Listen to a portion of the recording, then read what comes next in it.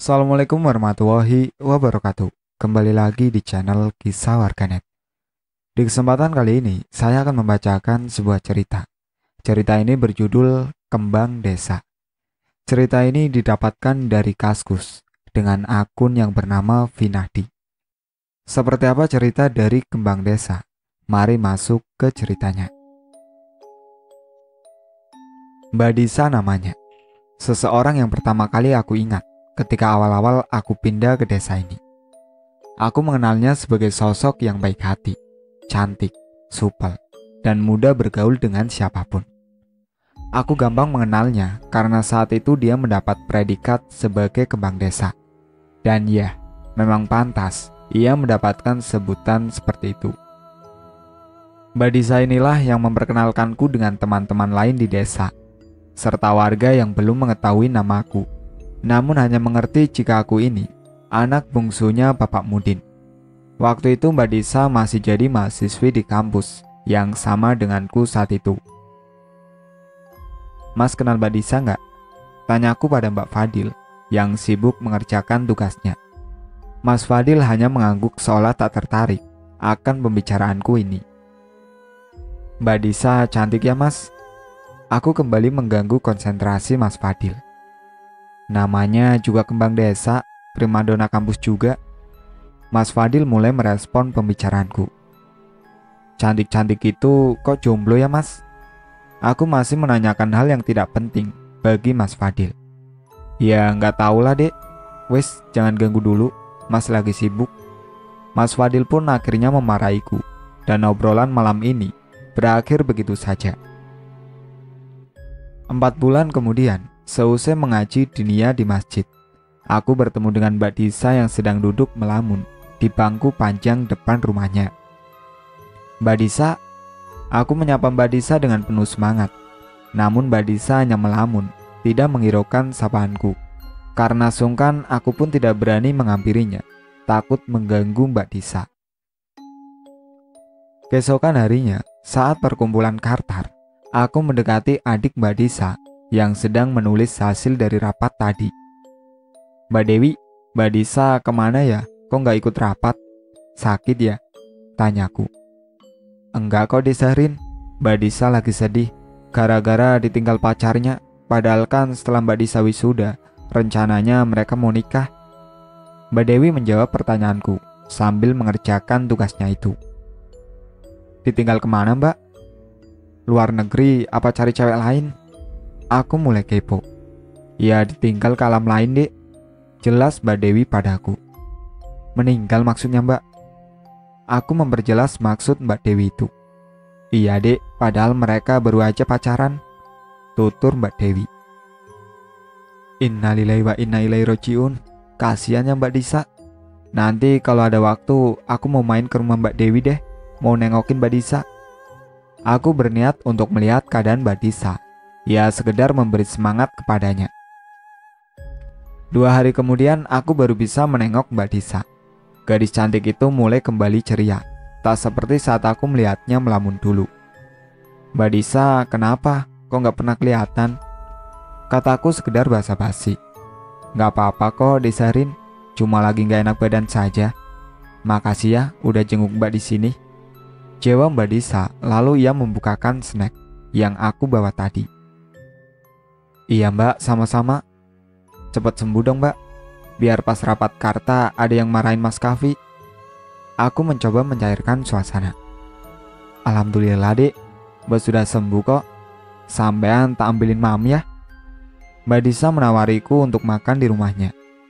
Aduh gak usah mbak, tadi aku udah makan kok. Bakso juga sama kayak yang aku kasih ke sampean. Aku menolak tawaran Mbak Disa hingga membuatnya cemberut kecewa. Emang ya kalau dasarnya orang itu cantik, mau mukanya dibentuk kayak apa aja, masih tetap cantik. Setelah beberapa jam mengobrol bersama Mbak Disa dan Mbak Dewi, akhirnya aku berpamitan untuk pulang. Beberapa bulan kemudian aku mendapat kabar dari ibu bahwa Mbak Disa sudah dijodohkan dengan pria dari kabupaten sebelah. Aku sangat senang mendengarnya karena aku tahu kalau Mbak Disa sangat ingin menikah setelah wisuda nanti. Aku pun menyampaikan ucapan selamatku pada Mbak Disa, tetapi sayangnya hanya lewat pesan singkat di ponsel. Mbak Disa pun membalasnya dengan ungkapan terima kasih dan satu pesan agar aku mau untuk diajak makan mie ayam di pasar kecamatan, yang langsung aku iakan ajakannya itu. Keesokan harinya, karena bertepatan dengan hari Minggu, aku serta beberapa teman karta ditraktir Mbak Disa. Ternyata bukan karena ia baru menerima pinangan, tapi karena beberapa hari yang lalu, ia baru saja berulang tahun yang ke-23. Kami sangat bersenang-senang di hari itu, hingga tanpa kita sadari, ada hal menyedihkan yang datang di kemudian hari. Calon suami Mbak Disa dinyatakan meninggal dalam insiden kebakaran di tempat kerjanya. Hal itu terjadi bertepatan dengan hari wisuda Mbak Disa. Hati siapa yang tak luka dan kecewa setelah mengetahui pasangannya pergi meninggalkannya selamanya, tepat di hari kebahagiaannya. Setelah pulang dari acara wisuda, keluarga Mbak Disa terlihat pergi takziah ke rumah lelaki malang itu. Semenjak kejadian itu, Mbak Disa kembali terlihat murung. Bahkan terdengar kabar jika ia tidak mau makan. Bersama teman-teman Kartar, aku berangkat menjenguk Mbak Disa. Kami datang untuk memberi semangat kepada Mbak Disa agar bisa ikhlas menerima cobaan ini. Mbak Disa masih terlihat sangat sedih, matanya yang biasanya bersinar kini sembab, sebab terlalu banyak menangis. Dengan tenaga yang masih lemah, ia berusaha menyambut kedatangan kami dengan sebaik mungkin, sembari menyembunyikan kesedihan yang dia rasakan. Kita sama-sama terdiam di sana, enggan ada memulai pembicaraan. Hingga tibalah Mas Kavi dan Mas Fadil yang baru datang dari kampus. Setidaknya mereka berdua yang mampu mencairkan suasana hari itu. Perlahan Mbak Disa kembali menata hidupnya. Ia mendapat pekerjaan menjadi guru pengganti di madrasah desa dan membuatnya benar-benar bangkit untuk melupakan mimpi itu. Tahun berikutnya adik dari Mbak Disa, yaitu Mbak Dewi, telah menyelesaikan pendidikannya di kampus yang sama, berbarengan dengan Mas Fadil. Sehari setelah wisuda, bapak dari Mbak Disa mendatangi rumahku untuk bertemu dengan bapak. Dan kebetulan waktu itu, bapak sedang ada di rumah. Walau sebenarnya ini berdosa, namun nyatanya aku tidak sengaja mendengar pembicaraan orang tua itu. "Saya mau mengawinkan anak saya, Yas," kata Pak Romli. "Disa?" tanya bapak. "Bukan Yas, tapi Dewi," jawab Pak Romli yang membuatku kaget. "Tapi Disa kan belum menikah. Sampean tunggu dulu sampai Disa menikah duluan," tutur bapak. "Disa kan banyak Dewi, pamali loh Cak kalau dilangkai," saut ibu yang ikut duduk berunding dengan mereka. "Makanya aku minta saran dari sampean ini, enaknya gimana?" Pak Romli meminta pendapat bapak dan ibu akan permasalahan yang tidak aku pahami ini. "Coba sampean carikan dulu pria buat Disa. Ya semoga saja jodohnya." Bapak mencoba memberikan pendapatnya. "Tapi sudah 3 kali ini Yas, saya takut bakal ada kejadian yang sama." Terdengar Pak Romli ragu akan usulan bapak. "Sampean memangnya mau anak sampean jadi perawan tua?" tanya ibu. "Kalau misalkan dia baiknya kayak gitu, ya nggak apa-apa," jawab Pak Romli lalu mengisap putung rokoknya. "Nanti coba tak tanyakan dulu sama teman saya. Kalau ada jalan keluarnya, pasti langsung tak beritahu ke sampean." Bapak memilih untuk menunda permasalahan ini dan meminta pendapat dari salah satu temannya. "Ya sudah, saya minta tolong dengan sangat ya Yas," ucap Pak Romli dengan wajah yang terlihat bingung. "Insya Allah Cak, saya akan bantu semampu yang saya mampu," jawab bapak. Kemudian mereka bersalaman. Pak Romli beranjak pulang setelah berpamitan. Beberapa saat kemudian, bapak membuat janji dengan salah satu temannya. Namun baru beberapa jam kemudian, bapak berangkat menemui orang itu. Ba'da subuh, bersama Mas Fadil, aku menunggu bapak selesai mengobrol dengan Pak Carik, sekretaris desa, di pelataran masjid. "Enak sampean dek, pakai mukena jadi nggak kedinginan," ucap Mas Fadil sambil menggosok telapak tangannya. "Coba sampean pakai mukenaku ini, kalau nggak pingin diketawain orang sekampung," ejekku pada saudara tunggalku itu. "Sembrul sampean itu pancen, kok tumben ya hawanya dingin kayak gini? Kata Mas Fadil heran, karena memang benar, suhunya tidak pernah sedingin ini. Mungkin karena hujan semalam, Mas. Jawabku mencoba positive thinking. Setelah menunggu beberapa menit, akhirnya usai sudah obrolan Bapak dan Pak Carigoni. Kemudian kami pun pulang dengan berjalan kaki. Kalau kata Bapak, sambil olahraga pagi, mumpung udaranya masih bersih. Di sepanjang perjalanan, aku mendengar pembicaraan orang yang menggosip tentang almarhum Pak Sodik. Walaupun obrolan mereka terhenti saat Bapak menyapa mereka, tetapi mereka tetap melanjutkan perbincangan itu. Setelah kami baru berjalan beberapa langkah. Karena hari ini angka di kalender berwarna merah, maka penghuni rumahku libur sementara dari aktivitasnya. Saat tengah bersantai di ruang tamu, rasa penasaranku pada kejadian semalam pun muncul, hingga membuatku menanyakan hal yang sangat konyol kepada Mas Fadil yang sedang menyeruput kopi paginya. Mas, emang bener ya jenazahnya Pak Sodik jadi monyet? Katanya sih iya dek, tapi Mas gak tahu, soalnya gak ikut memandikan. Bapak yang ngurus jenazahnya sampai selesai. Kalau berani tanya aja sama Bapak, jawab Mas Fadil yang malah menyuruhku untuk bertanya pada Bapak. Ya walaupun Bapak selalu melarang kita membicarakan aib orang yang meninggal, tapi namanya juga manusia, belum puas jika rasa pertanyaannya di benaknya belum terjawab. Takut aku Mas kalau nanya sama Bapak, tapi kan sampean ikut ngaji pas jenazahnya belum masuk keranda. Tanya aku yang masih penasaran. Biasanya sih gitu, tapi tadi malam Mas sibuk ngurusin kuburannya Pak Sodik yang banjir dek. Kasian, jawab Mas Fadil yang tidak sengaja membahas kejadian di liang lahat Pak Sodik. Hujannya kayak gitu ya jelas banjir lah. Terus ngurasnya gimana Mas? Awalnya yang bantuin buat nguras banyak, tapi makin lama airnya makin penuh. Jadi yang gak dikuras lagi dek, soalnya udah pada pegel semua. Rencananya mau dikubur hari Sabtu sambil nunggu banjirnya surut. Tapi kata keluarganya, kasihan jenazahnya, jadi ya terpaksa dimasukkan saja. Obrolan ini akhirnya terpaksa terhenti karena ada Bapak yang ikut duduk di ruang tamu dengan kita. Pak Sodik kan meninggal Jumat Legi ya Pak. Katanya kalau meninggal hari itu pakai ditungguin kuburannya biar gak dicuri orang. Kataku pada Bapak yang sibuk membolak-balik berkas pentingnya. Enggak, ditunggu anaknya, gantian katanya.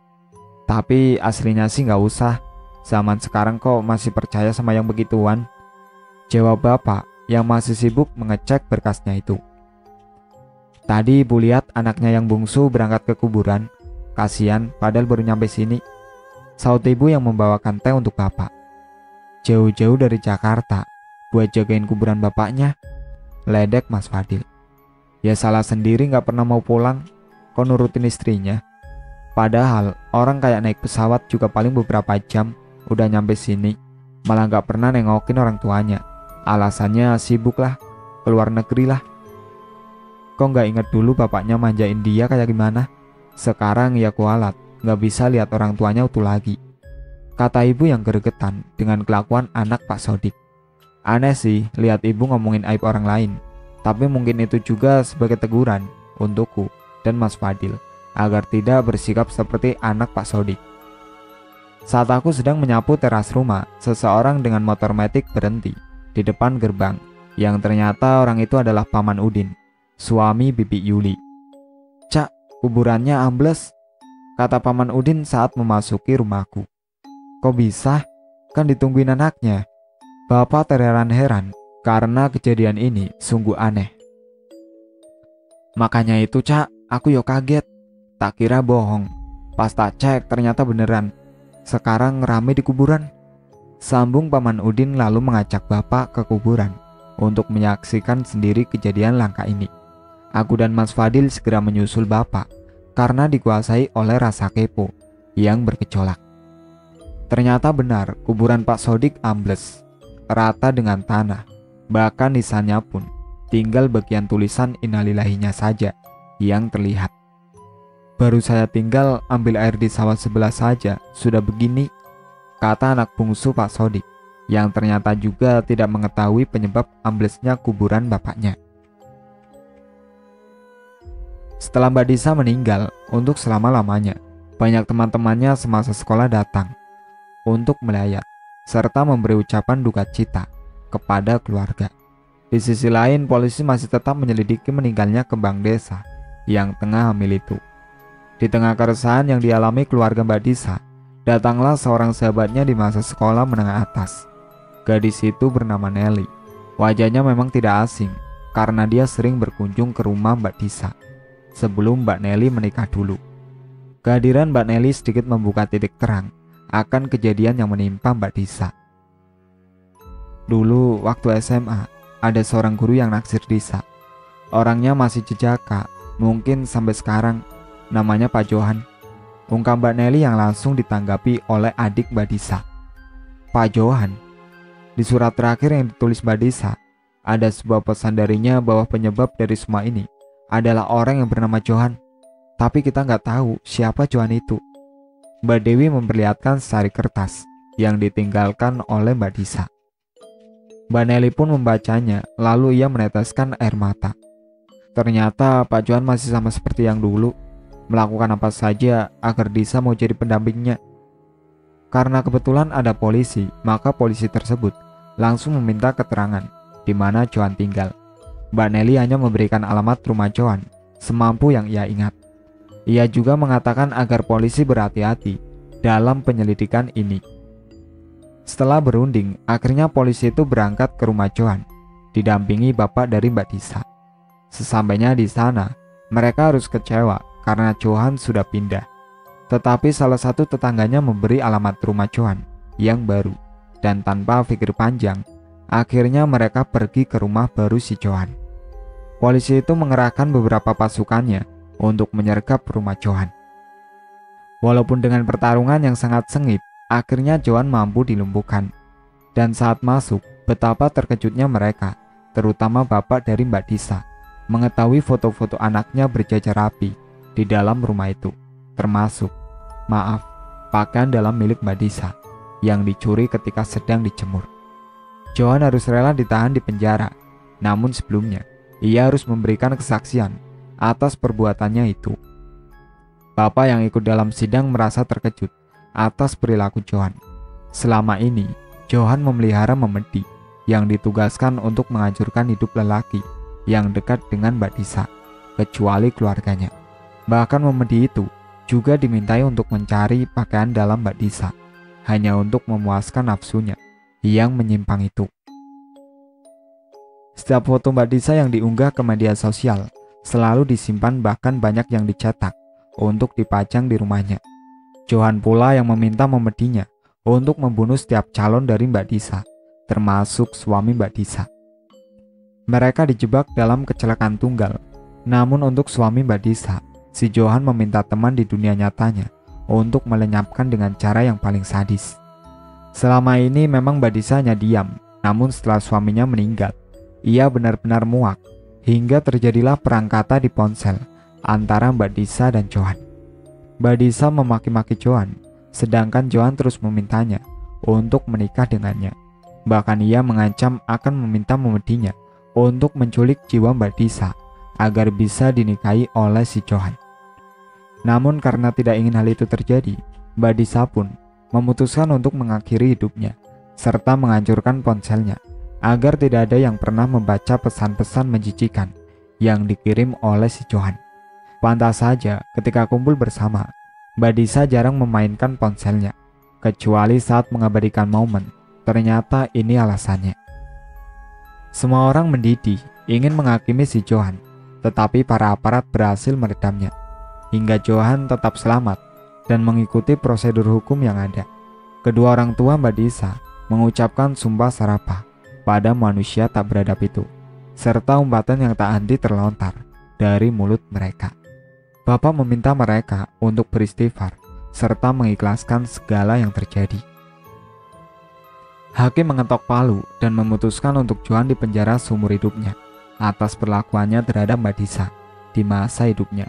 Semua orang termasuk orang tua Mbak Disa bergembira atas keputusan hakim, walaupun mereka lebih mengharapkan agar Johan dihukum mati. Setelah kejadian itu semua menjadi tenang dan tidak ada lagi yang menganggap Mbak Disa sebagai perempuan bahu lawean.